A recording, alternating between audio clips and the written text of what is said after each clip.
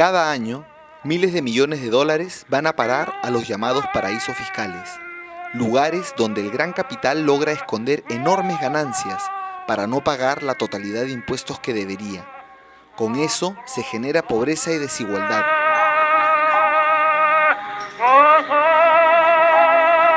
Diversos estudios demuestran que la existencia de paraísos fiscales contribuye a generar enormes pérdidas para los países en desarrollo como los de América Latina. Pero la gente de a pie, ¿sabe qué es un paraíso fiscal? ¿Sabe usted lo que es un paraíso fiscal? No. No. Un paraíso fiscal, sí, la verdad que no he escuchado. No sé. No sé. ¿Eludir impuestos y refugiarse en un paraíso fiscal? Tampoco, Como vemos, muchos ignoran la existencia de estos mecanismos de fraude. Sin embargo, también existen ciudadanos que conocen con exactitud qué es un paraíso fiscal y cómo se usa para eludir el pago de impuestos. Sí, en Colombia sabemos mucho de eso. Donde se esconden capitales provenientes de narcotráfico, de negocios turbios. Es donde uno puede meter su dinero sin que nadie más que uno sepa.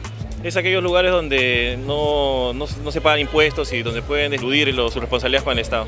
Lugares donde las multinacionales o donde la gente muy rica pone el dinero para huir de depositar en su país y no pagar los impuestos del propio país. Un lugar donde la gente puede aprovechar de no pagar taxas. Hombre, donde van los sinvergüenzas a meter el dinero negro. Malo, porque el Estado no podemos tener dinero. Well, it's somewhere you go to hide your money. You don't pay tax on clothes or... Un país donde no tienes impuestos y así puedes ahí mover todo el dinero sin declarar nada al estado donde estás y poder ganar más dinero, que es lo que están haciendo las multinacionales. Existen diversas formas de denominar a un paraíso fiscal. Algunos los llaman jurisdicciones secretas. También hay quienes prefieren no llamarlos paraísos fiscales, sino más bien cloacas fiscales, haciendo alusión a su naturaleza de negocio sucio.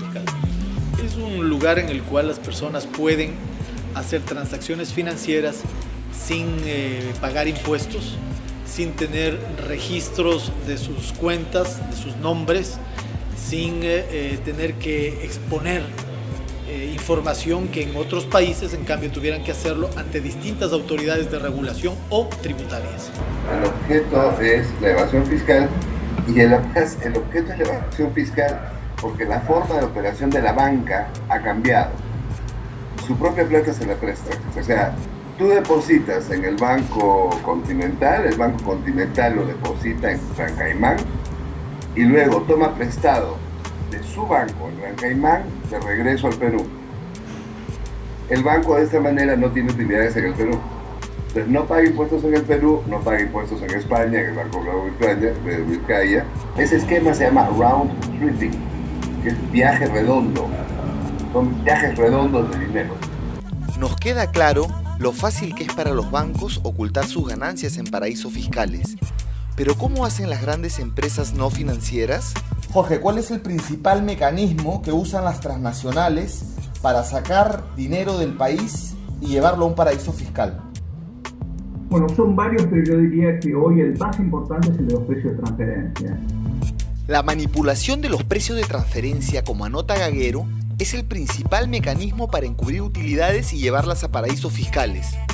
Esto se hace entre empresas de un mismo grupo económico y consiste en que una transnacional que opera en determinado país realiza operaciones de compra-venta con sus filiales de otros países, sobrevaluando y subvaluando precios según convenga. Prácticas como estas ocasionan pérdidas multimillonarias a muchos estados. Una organización británica, ChristianAid, encontró en un informe que los países en desarrollo pierden 160.000 millones de dólares por falsificación de factura y manipulación de precios de transferencia, lo que equivale a 1.5 veces de ayuda oficial al desarrollo.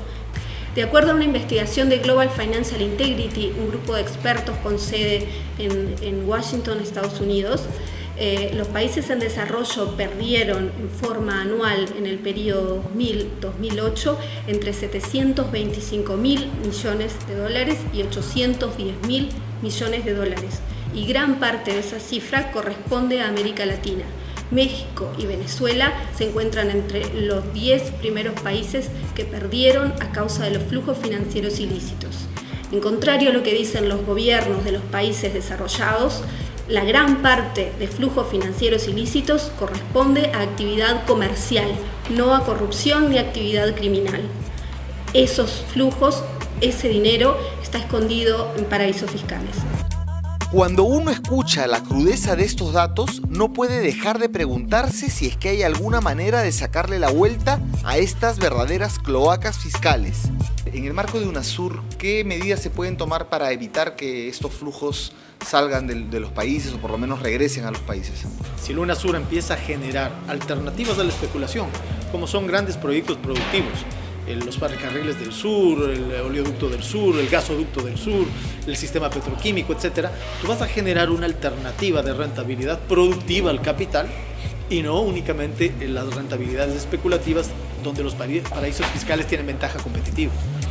Según datos de Naciones Unidas, se necesitan 44.000 millones de dólares para erradicar la pobreza y el hambre en el mundo. Lo paradójico es que este monto es apenas el 0.5% de los depósitos de capitales privados en cuentas bancarias en paraísos fiscales. La mayoría producto de evasión fiscal, corrupción o especulación. A propósito de la crisis económica mundial, los líderes del Grupo de los 20, conocido como G20, que reúne a los países más poderosos del globo, han hecho muchos anuncios en cada una de sus cumbres sobre la necesidad de eliminar los paraísos fiscales. Pero hasta ahora no hay nada en concreto.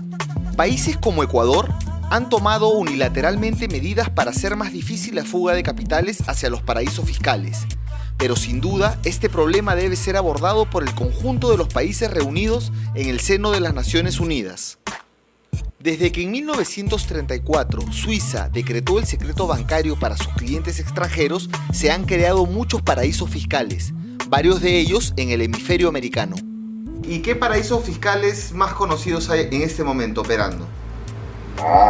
¿En qué hemisferio? Aquí en América, Estados Unidos es...